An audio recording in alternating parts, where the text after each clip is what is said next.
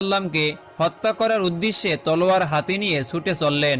কিছুক্ষণ যাওয়ার পরে পথের মধ্যে ওমরের এক ঘনিষ্ঠ বন্ধু নাইম বিন আবদুল্লাহকে দেখতে পেলেন। তখন নাইম বিন আবদুল্লাহ ওমরকে জিজ্ঞেস করলেন, হে ভাই ওমর, তুমি তলোয়ার হাতে নিয়ে কোথায় যাচ্ছ? তখন ওমর বললেন, আমি ইসলামের নবী হজরত মুহাম্মদ সাল্লাল্লাহু আলাইহি ওয়াসাল্লামকে আজকেও হত্যা করার জন্য তলোয়ার হাতে নিয়ে বের হয়েছি। ওমর রাদিয়াল্লাহু তাআলা আনহুর এই কথা শুনে তখন ওমরের বন্ধু নাইম বিন আবদুল্লাহ বললেন, ওমর, তুমি ইসলামের নবী মুহাম্মদকে হত্যা করতে যাচ্ছ, আর এদিকে তোমার ঘরের খবর জানো কি? তখন ওমর বললেন, কেন, কি হয়েছে? তখন আবদুল্লাহ বললেন, তোমার বোন এবং ভগ্নপতি মুসলমান হয়ে গিয়েছে। এই কথা শুনে ওমরের মাথায় রক্ত উঠে গেল। ওমর তার বন্ধু আবদুল্লাহকে বলল, তোমার কথা যদি মিথ্যা হয়ে থাকে তাহলে আমার হাত থেকে তুমি রক্ষা পাবে না। এই কথা শুনে ওমরের বন্ধু আবদুল্লাহ বলল, ওমর, আমি একটুও মিথ্যা বলিনি। তুমি বাড়ি যাও, তারপরে খোঁজ খবর নিয়ে দেখো, ভালো করে জেনে নিও কিন্তু।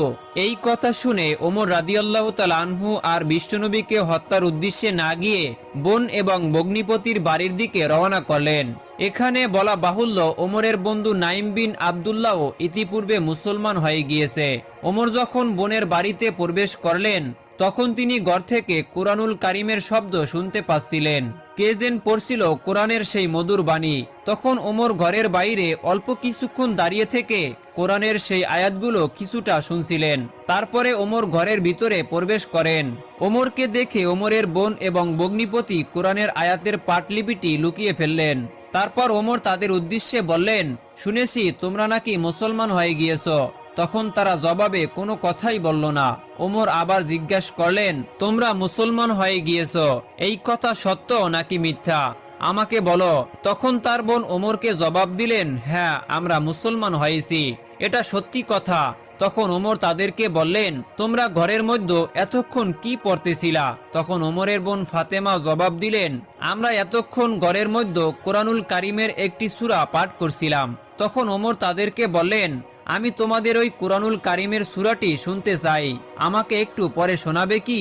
তখন ওমরের ভগ্নিপতি সাইদ এবং ওমরের বোন ফাতেমা বললেন, তুমি এই কোরআনের সূরা শুনতে হলে তোমাকে অবশ্যই গোসল করে পাক পবিত্র হয়ে আসতে হবে।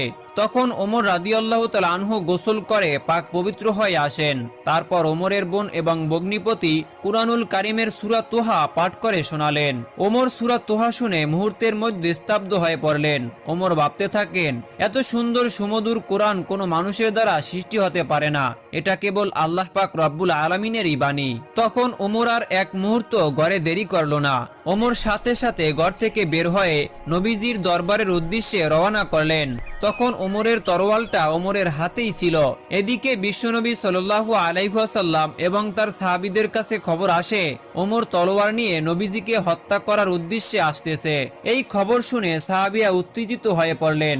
সাহাবীরা নবীজিকে উদ্দেশ্য করে বললেন, নবী গো, আপনি শুধু হুকুম করেন, ওমর যত বড়ই পালোয়ান হোক না কেন আজকে এখান থেকে জীবিত ফিরতে দিব না। হযরত আবু বকর সিদ্দিক রাদিয়াল্লাহু তাআলা আনহু বিশ্ব নবীকে উদ্দেশ্য করে বললেন, ইয়া রাসূলুল্লাহ, আমি আবু বকর এখনো জীবিত রয়েছি, আমি থাকতে ওমর আপনার গায়ে একটি আসর পর্যন্ত দিতে পারবে না। এবার বিশ্বনবী সমস্ত সাহাবীদের উদ্দেশ্যে লক্ষ্য করে বললেন, হে সাহাবীরা, তোমরা ধৈর্য ধরো, শান্ত হও, ওমর আগে আসুক, আমি দেখি তার কি উদ্দেশ্য। কিছুক্ষণ পর দেখা যায় হযরত ওমর রাদিয়াল্লাহু তাআলা আনহু তলোয়ার উঁচু করে নবীজির দরবারে দিয়ে আসতেছেন। সমস্ত সাহাবীরা যার যার পজিশনে দাঁড়িয়ে গেলেন। সাহাবীরা প্রস্তুত নিয়ে নেন, আজকে এখান থেকে ওমরকে জীবিত ফেরত দেওয়া যাবে না। ওমর যখন কিছুটা কাছাকাছি চলে আসলেন তখন বিশ্বনবী সাল্লাল্লাহু আলাইহি ওয়াসাল্লাম সমস্ত সাহাবীদের উদ্দেশ্যে লক্ষ্য করে বলতে লাগলেন, হে সাহাবীরা, তোমরা কেউ কিছুই ওমরকে বলবে না, ওমরের ব্যাপারটা যা করার আমি নিজেই করব। এরপর ওমর যখন বিশ্বনবীর খুব কাছাকাছি চলে আসছেন তখন নবীজি তার হাত দিয়ে ওমরের জামার কলার চেপে ধরে বললেন, হে ওমর, কি উদ্দেশ্য নিয়ে তুমি এখানে এসেছ? সাথে সাথে ওমরের হাত থেকে তলোয়ার পড়ে যায়। ওমর বিশ্বনবী সাল্লাল্লাহু আলাইহি ওয়াসাল্লামের এত সুন্দর চাঁদমাখা মায়াবী চেহারা দেখে মুহূর্তেই পাগল হয়ে গেল। ওমর চিৎকার দিয়ে নবীজিকে ডেকে বললেন, নবী গো, আপনি এক্ষুনি আমাকে কালেমা পড়িয়ে মুসলমান বানিয়ে দিন। ওমরের মুখে এমন কথা শুনে সমস্ত সাহাবীরা সাথে সাথে নারায়ে তাকবীর দিয়ে উঠলেন। সাহাবীদের মধ্যে আনন্দের জোয়ার বয়ে গেল। সবাই আল্লাহু আকবার বলে তাদের তলোয়ারগুলো উঁচু করে দাঁড়িয়ে